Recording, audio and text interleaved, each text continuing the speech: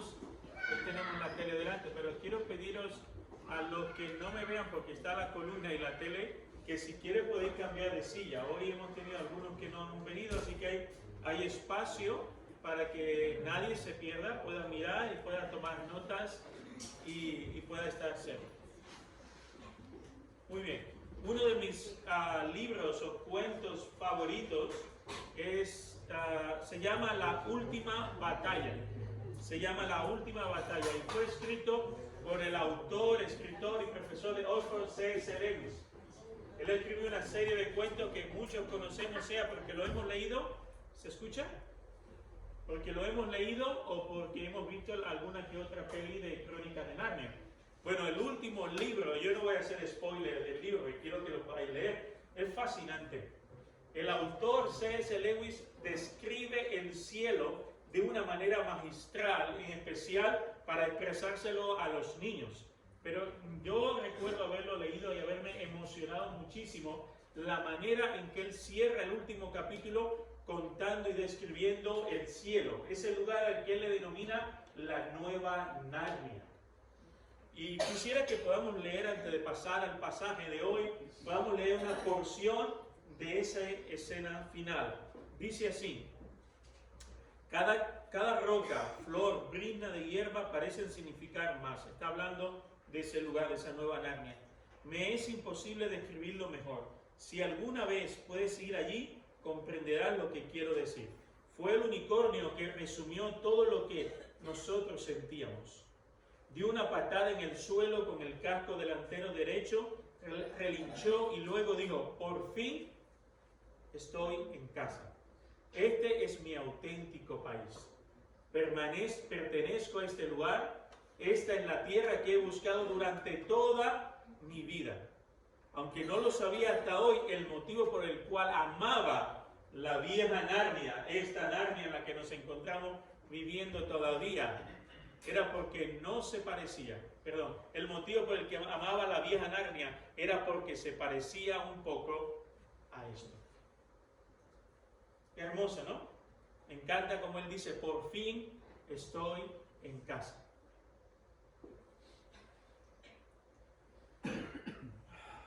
En este pasaje, pero mientras sucede esto, aquí está, pasamos toda nuestra vida buscando ese hogar. Toda nuestra vida buscando ese hogar. Ese rincón seguro en donde no haya más dolor, ni enfermedad, ni tristeza, ni más traumas, ni heridas, ni desamores, ni enfermedades, ni despedidas. No más muerte ni sufrimiento. El corazón de los hijos de Dios late con profunda intensidad en el momento en que anhelamos estar en nuestro verdadero hogar. Pero mientras eso sucede, somos peregrinos en un mundo que no es nuestro mundo. En una casa que aún no es nuestra casa. En una tierra a la que no pertenecemos, pero a la que estamos llamados a amar. Qué difícil es poder compaginar el anhelo entre nuestro hogar eterno y vivir en una tierra hostil, cargada de dolor, rechazo y caída. De esta lucha temporal nos habla el apóstol Pedro en su carta a las iglesias que se encontraban en la provincia romana, las provincias romanas de Asia Menor, regiones que hoy día pertenecen a Turquía. Y quiero invitarles a que vayamos ahora sí a la palabra de Dios. Y vamos a estar iniciando hoy una nueva serie, la serie de la carta del apóstol Pedro a las iglesias de Asia Menor y a todos y a cada uno de nosotros. Vamos a aprender en este peregrinar a través de las Escrituras los desafíos que tenían los cristianos en aquel tiempo y cómo esa palabra de Dios es también para nosotros hoy viva y eficaz. También quiero que estemos recordando en el momento en que estemos hablando del pasaje en la historia de Narnia, porque va a tener mucho que ver con todo lo que vamos a estar hablando en esta mañana. Vamos a anhelar y vamos a desear y vamos a estar expectantes y anhelantes de que un día estaremos en casa con papá y podamos decir: wow, ahora entiendo por qué me gustaba la tierra, porque era solo una copia, una pequeña copia de lo que es nuestra gran casa en los cielos.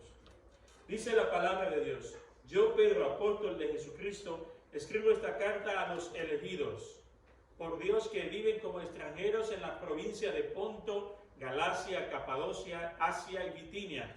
Dios Padre los conocía y los eligió desde hace mucho tiempo, y su Espíritu los ha hecho, ¿qué cosa?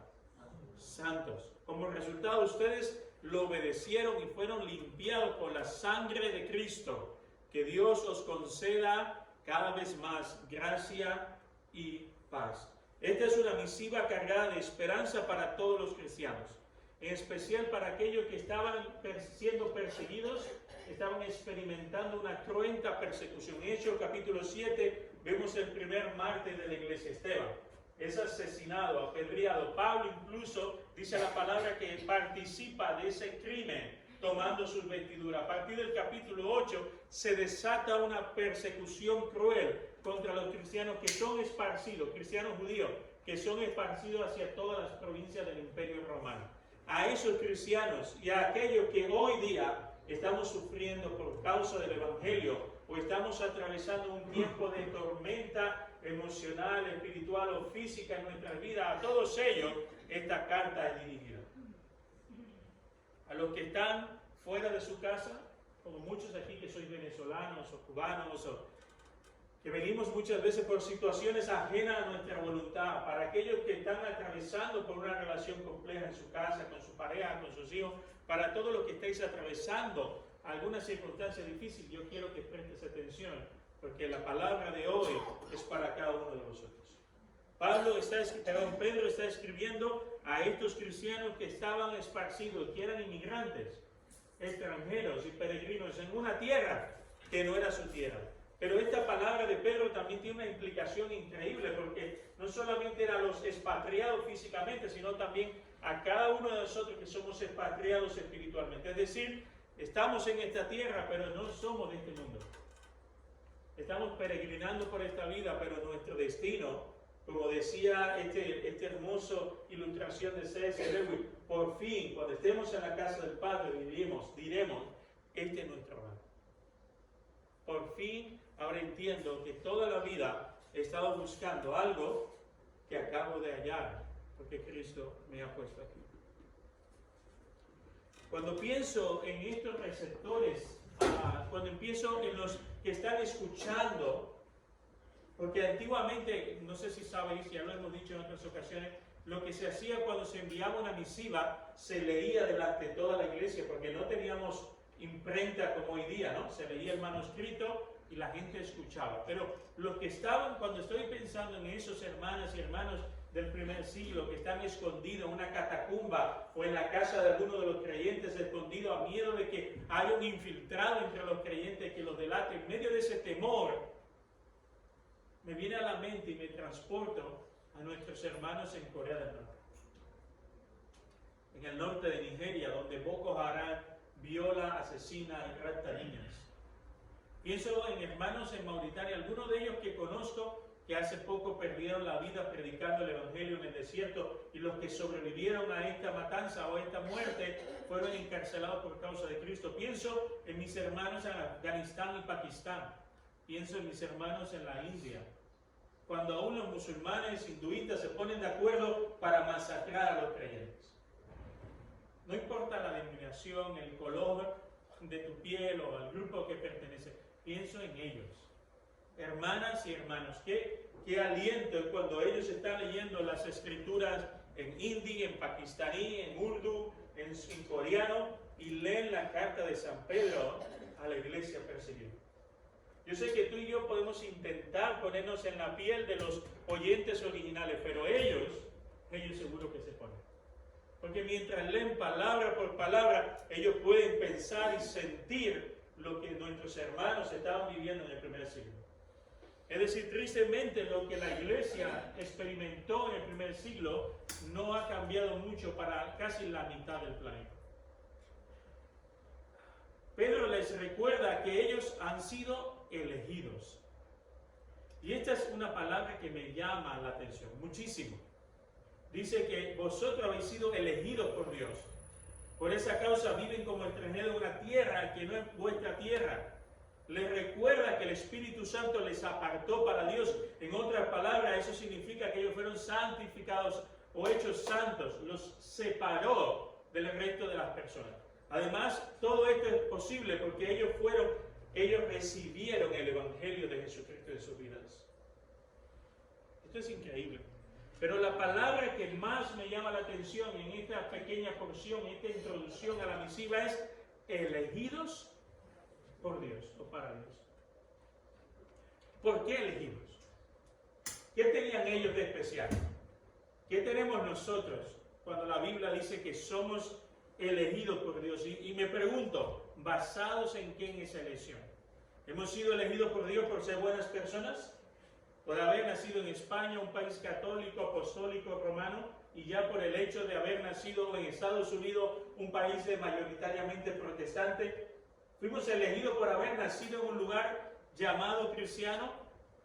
¿O porque hemos nacido en una familia cristiana y hemos crecido en un hogar, en una familia cristiana? Para nada. No hemos sido elegidos por eso, ni por nuestras buenas obras de caridad. Por ninguna de ellas. Hemos sido elegidos sencillamente por la soberanía y la gracia inmutable de nuestro Señor Jesucristo. Por su amor. Y es, ¿sabes algo? Incomprensible. A veces me preguntan, pastor, pero ¿elegido cómo? Digo, es incomprensible. Es algo que solo es atribuible al único dador de la vida, nuestro Dios.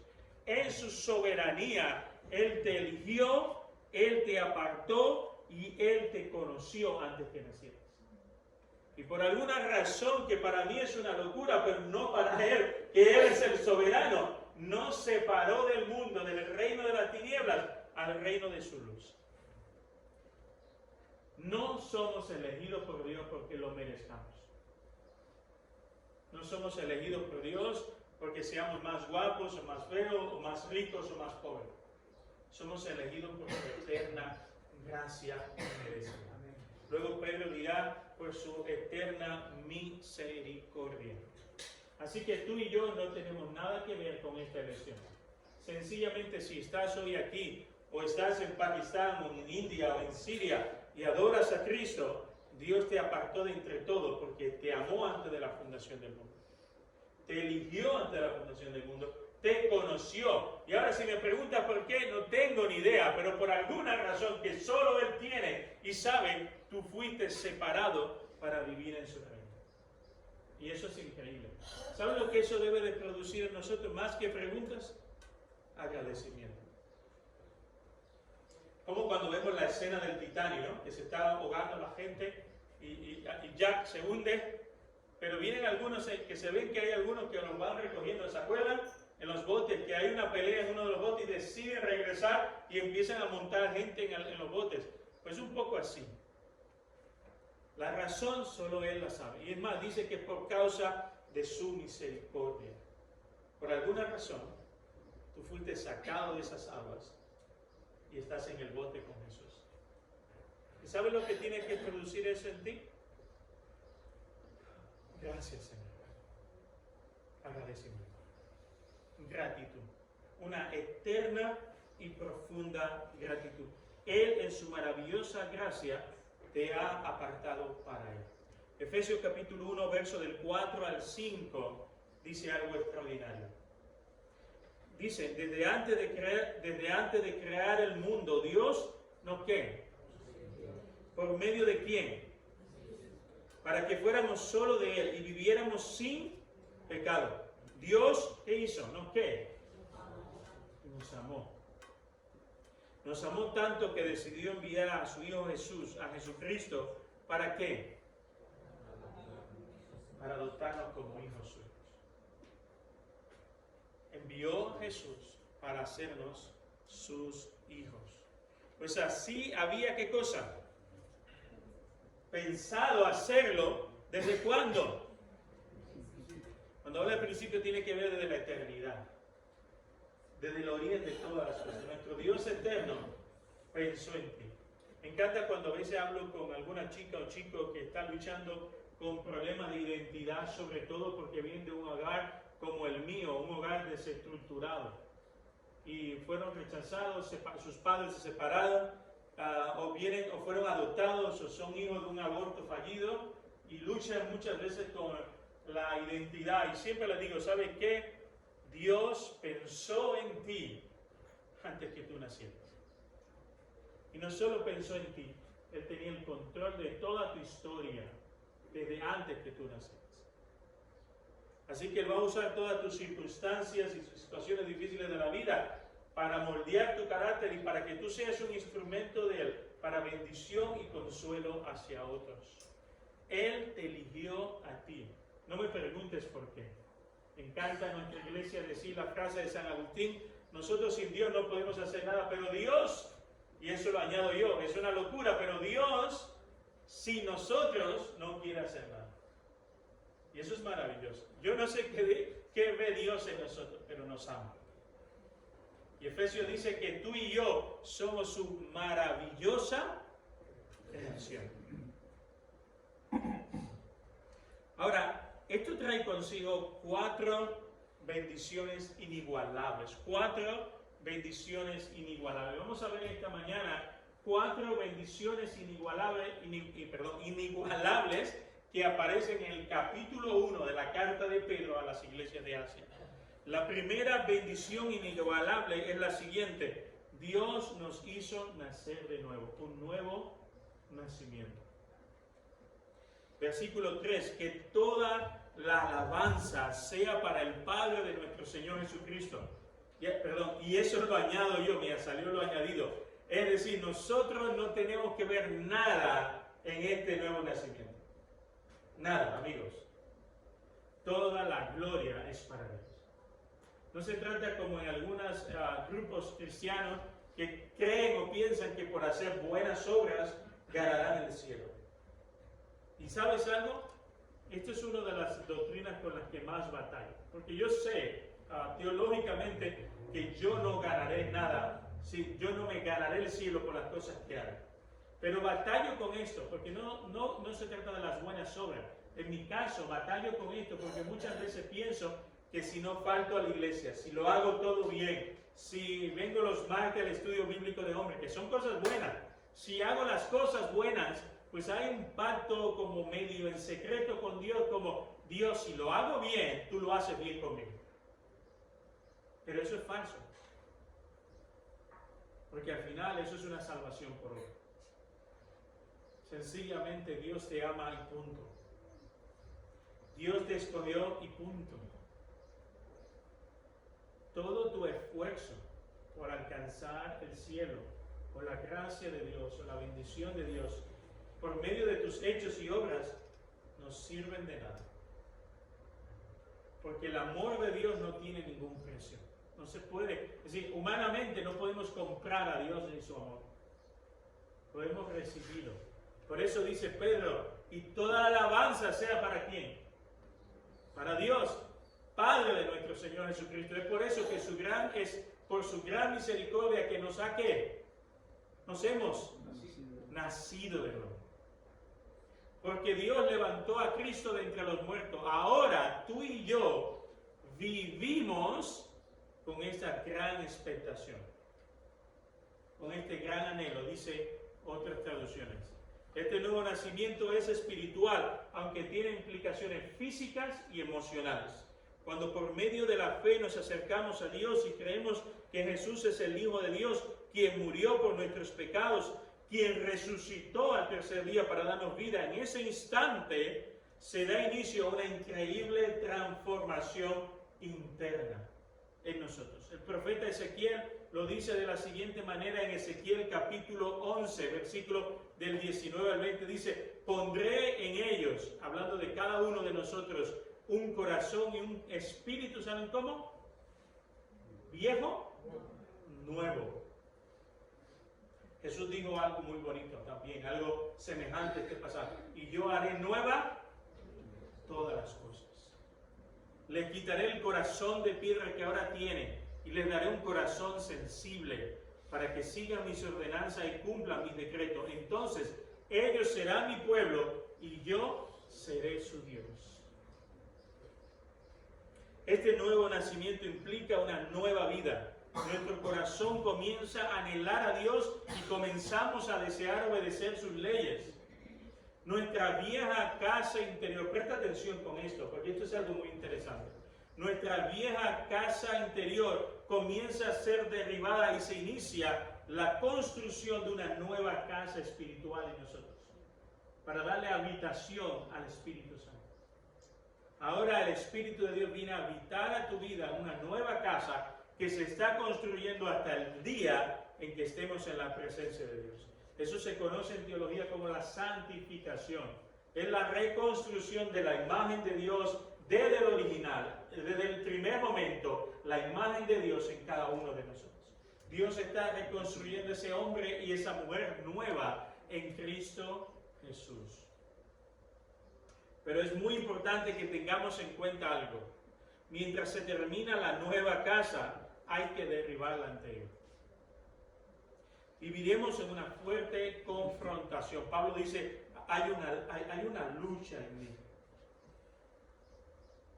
Viviremos en una fuerte confrontación entre lo que anhela nuestro nuevo corazón transformado por Cristo y habitado por el Espíritu Santo, y ahora por la casa vieja que todavía no ha sido completamente derruida. Esa casa está llena de recuerdos traumáticos, deseos egoístas, inmorales y una lucha incesante por desobedecer a Dios.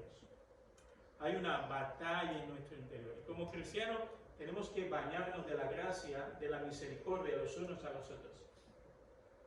Muchas veces cuando trato de consejería o alguien me viene a dar las quejas de otro, yo digo, trátalo con la gracia con la que tú quieres ser tratado. Se nos olvida mucho que tú también tienes una casa que está siendo derribada. Con facilidad miramos la paja, la viga y la casa del otro y no vemos que tú y yo también tenemos una casa con agujeros, derruidas, y un día será por completo derruida y estaremos en ese nuevo hogar, en donde ahí nunca más ella tendrá fuerza. Pero por ahora, por un breve tiempo, dice Pedro, todavía nos queda estar aquí, batallando con esa casa que se derrumbe, se cae, se derrumba, y la nueva casa que está construyendo el Espíritu de Dios en nosotros. Por eso hay esa lucha. Entonces, ¿qué podemos hacer mientras eso sucede? Vamos a poner nuestra mirada en Jesucristo. Pon tus ojos en Cristo mientras tu casa es completamente destruida. Esa vieja casa. Quien por su misericordia fue quien nos hizo nacer de nuevo por medio del poder de la resurrección de Cristo. Nos levantó de entre los muertos espirituales y nos ha dado una nueva vida. Vivamos confiados en que el mismo Dios que nos ha dado esta nueva vida nos perseverará hasta el día en que estemos con Él.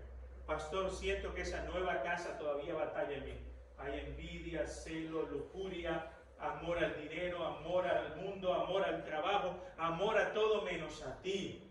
Dios, derriba esa casa, Señor. ¿Y sabe qué? Dios es tan bueno y tan maravilloso que no la derriba de golpe. Quizás si la derribara de golpe fuera más duro y más difícil para nosotros.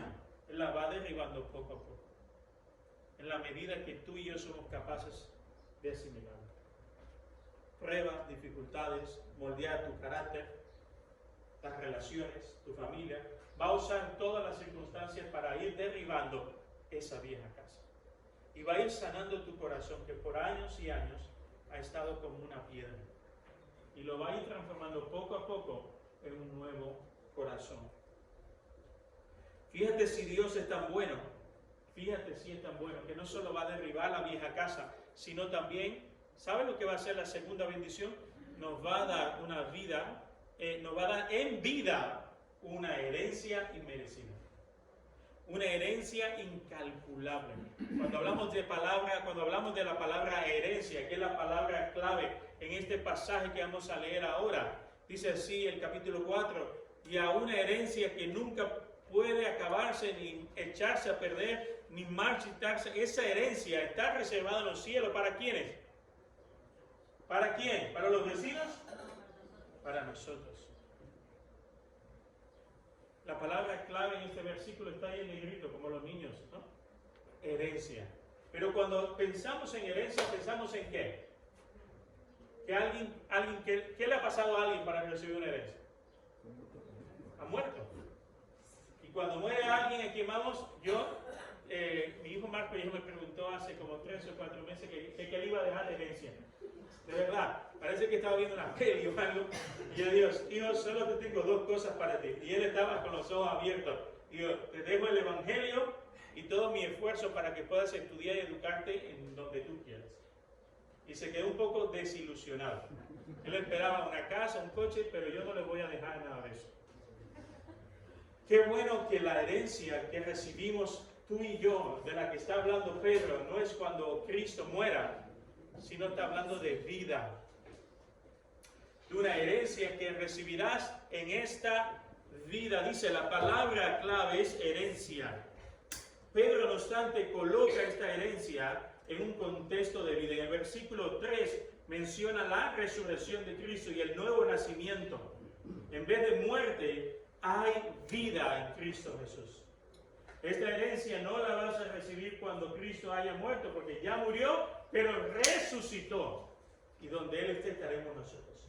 Entonces, esa herencia de la que Pedro nos habla, es una herencia que vamos a recibir en esta vida. Los israelitas sabían de esto. En Génesis 15 hay una herencia que Dios le dice a Abraham que su pueblo va a recibir. Una tierra donde fluye, ¿qué cosa?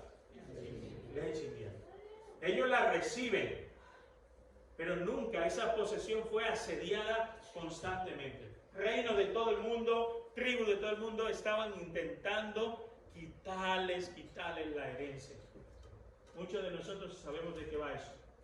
Tenemos una bendición, una herencia, y a veces aparece un primo desconocido y nos trata de quitar lo que hemos recibido, ¿verdad? Ese primo que nunca viene en Navidad y que solo se aparece el día de despedida a papá, mamá o al abuelo. Hay muchos que van a tratar de arrebatar la herencia física, que se marchita, que se corrompe y que muchas veces destruye a las familias. Pero qué buena noticia que la herencia de la que está hablando Pedro es la herencia que aparece en el Nuevo Testamento, que es una herencia diferente, es una herencia que se otorga en vida a todos los creyentes y que está asegurada en el reino de los cielos por cada uno de nosotros. Ahora bien, ¿qué es lo que vamos a heredar? Porque cuando hablamos de herencia, lo primero que nos viene a la mente, vale, ¿y qué me dejó el tío? ¿Qué me dejó el abuelo? Yo todavía me recuerdo del abuelo que yo jugaba con él, no lo vi en 40 años, pero era mi buen abuelo. ¿Cuál es la herencia que Cristo nos ha dejado para recibir en esta vida? Se refiere a la salvación que hemos heredado. Ahora, ¿cómo describir esa herencia? Pedro no sabía cómo describirla. No había palabras humanas para describir la herencia que se nos había otorgado. Entonces usa 3 verbos para decir lo que no era la herencia. Porque la gente que está leyendo la carta, como tú y yo, están acostumbrados a una herencia terrenal, que se pierde, que se acaba, que monta follones entre hermanos. Estamos habituados a esa herencia. Entonces ahora dice Pedro, ok, les voy a hablar de una herencia, y de una herencia diferente a la que ustedes conocen. Entonces mira lo que dice. Para el autor de la carta es realmente un desafío. Él no puede describir la herencia. Ahora describe lo que no es la herencia a través de 3 verbos. El primero, Luis, ¿puedes leerlo por favor? ¿Ah? No acaba. ¿Puedes leer lo que significa? Nuestro tesoro no está sujeto a la muerte o a la destrucción. No puede perecer, es más, no está limitado por el tiempo, sino que es eterno. Qué buena noticia. La herencia de tu salvación, el regalo de Dios, no se caduca, no se acaba en el banco. Es que eterna como nuestro Dios. El segundo es, no se echa a perder. Álvaro, ¿puedes leer ese segundo, por favor? No se echa a perder. Vamos a ver qué quiere decir Pedro con esta declaración. Que nuestra herencia no se echa a perder. Nunca puede descomponerse, corromperse o contaminarse. Nuestra herencia perdura libre de toda tacha y es pura. Nadie te la va a robar. Esto no es como a veces he escuchado erróneamente en alguna iglesia, que te roban la bendición. Eso no viene en la Biblia, eso de que alguien te robe la bendición. Lo que es tuyo es tuyo. La herencia que Dios tiene para ti, no hay ladrón que te la robe, No hay diablo que te la intente quitar y lo consiga. Es eterna y no se echa a perder. En último lugar, María, no se marchita. ¿Puedes leerlo, por favor? No se marchita, no puede marchitarse. Cuando una flor ha pasado su esplendor, su belleza se marchita. Pero esto nunca podrá decirse de nuestra herencia guardada para nosotros en el cielo. No se marchita. Qué buena noticia, ¿no? No sé, es eterna, nadie te la puede robar o quitar. No se echa a perder tu herencia y no se marchita. Pero la tercera bendición que recibimos, ¿sabes cuál es? Estamos protegidos por Dios, guardados hasta el día en que recibamos esa herencia por completo. Alejandro, ¿puedes leer por favor este pasaje, el versículos 5 y 6? Por la fe que tienen, Dios los protege con su poder hasta que reciban esta salvación, la cual está lista para ser revelada en el día final, a fin de que todos la vean. Así que alégrense de verdad, les espera una alegría inmensa, aun cuando tengan que soportar muchas pruebas por un tiempo breve. Estas pruebas demostrarán que su fe es auténtica. Está siendo probada de la misma manera que el fuego prueba y purifica el oro. Aunque la fe de ustedes es mucho más preciosa que el mismo oro. Amén. Entonces su fe, al permanecer firme en tantas pruebas, les traerá mucha alabanza, gloria y honra en el día que Jesucristo sea revelado a todo el mundo. Además de todo esto, levanten el escudo de la fe para No, detener... todavía. Ese me adelanta. En este versículo en particular, cada palabra tiene un significado importante. Aunque el término más importante de la porción de estos pasajes es, ¿cuál? Protege. Es una palabra que es un término griego que se usaba en el argot militar. Tiene que ver con una protección, con proteger a alguien del peligro. ¿De quién nos protege nuestro Señor? ¿Y por qué nos protege? Nos protege para guardarnos hasta el día en que estemos delante de Él. Así que dirá, pastor, ¿es posible perder el regalo de la salvación de Dios? Yo creo que no. Porque nadie, dice la palabra en Romanos 8, nadie te podrá separar del amor de Dios. Nadie te puede arrebatar de su mano. Ni aun el diablo, ni la muerte, ni la vida, ni ángeles, ni principado, ni potestad, ni el vecino, ni la vecina, te van a separar del amor de Dios. En medio de todo lo que puedas estar viviendo, sea la tribulación por la que estés atravesando, el bullying, el conflicto, los ataques verbales, físicos, espirituales, Dios te está protegiendo hasta el día en que llegues a tu casa. Estamos escudados por el poder de Dios por medio de la fe. Efesios 6, 16 dice, además de todo esto, levanten el escudo de la fe para detener las flechas encendidas del diablo. Pablo está enseñando aquí la doctrina de la providencia de Dios. Dios nos guarda, pero nosotros también tenemos una responsabilidad en mantenernos firmes, obedeciendo la palabra de Dios en fe, y el diablo irá de nosotros. Pero ¿sabes algo? Si aún cayeres y flaqueares, nadie te va a arrebatar tu herencia. Estás segura en los cielos.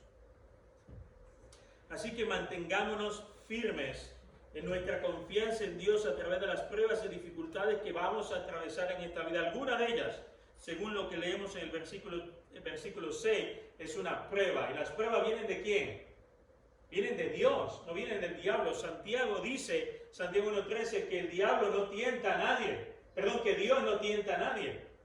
Es nuestro enemigo. Así que la prueba que va a ser por un poco tiempo, de la que está hablando Pedro, es una prueba que Dios te va a enviar. Yo no sé de qué tipo de prueba está tocando tu vida, pero el propósito de la prueba es purificar tu fe. Es mostrar la evidencia de que tú eres realmente un hijo y una hija de Dios. ¿Se acuerdan de la historia del joven rico? El tío venía pavoneándose. Yo sé de todo. Yo he crecido en la iglesia evangélica bautista de fulano, la primera iglesia. Yo aprendí de memoria toda la Biblia. Y Jesús le dijo, ok, todo eso está muy bien, pero vende todo lo que has conseguido hacer los pueblos. Salió pitando. Era una prueba. No superó la prueba. Pero la prueba solo tenía algo. ¿Cuál era el objetivo? Mostrar, evidenciar que este joven era un gran religioso, pero no conocía a Dios. Dios va a usar las pruebas en tu vida para mostrar la evidencia de que eres o no un hijo de Dios. Como diría el unicornio, por fin estoy en casa. Este es mi auténtico país. Pertenezco a este lugar, a esta tierra que he buscado toda mi vida, aunque no lo sabía hasta hoy. Dios tiene esa herencia y nos va a guardar para ella hasta que estemos en nuestro hogar. En ese hogar donde no hay dolor, enfermedad, sufrimiento, muerte, bullying, no habrá nada de eso. Toda nuestra dolor en este peregrinaje habrá terminado. No habrá autismo ni síndrome de Down. Y veremos a nuestras hijas y hijos saltando, danzando y fliparemos cuando escuchemos la voz de ellos diciendo, mamá, papá, gracias. Porque en el cielo no hay imperfección. En el cielo no hay enfermedad. Jesús nos prometió que haría nueva todas las cosas. Ya para terminar, quiero decirle que recibiremos una cuarta y última bendición por ser hijo de Dios. Por favor. La salvación de nuestras almas. Ustedes aman a Cristo a pesar de que nunca lo han visto. Aunque ahora no lo ven, confían en Él y se gozan con una alegría gloriosa e indescriptible. Gracias. La recompensa por confiar en Él, ¿qué será? La salvación. Nuestra herencia. Pedro, ¿sabes algo? Te voy a contar un secreto. Pedro fue testigo, bueno, los que lo sabéis, vimos a Timoteo, a Tomás que estuvo hace unos días por aquí, el apóstol Tomás disfrazado, pero Pedro fue testigo de cuando Tomás dijo, en Juan 20:29, cuando Jesús le dijo a Tomás, Tomás, has creído porque me has visto, bienaventurado, en otras palabras, felices los que no vieron y creyeron. Cuando Pedro está escribiendo a los hermanos expatriados, no le está escribiendo a los apóstoles, no le está escribiendo a los 500 discípulos testigos de Cristo, de su resurrección. ¿A quién le está escribiendo? A los que no le vieron. Te está escribiendo a ti y me está escribiendo a mí. Esa carta es para nosotros. Bienaventurados los que no vieron y creyeron. Ustedes aman a Cristo aunque nunca lo habéis visto con vuestros ojos.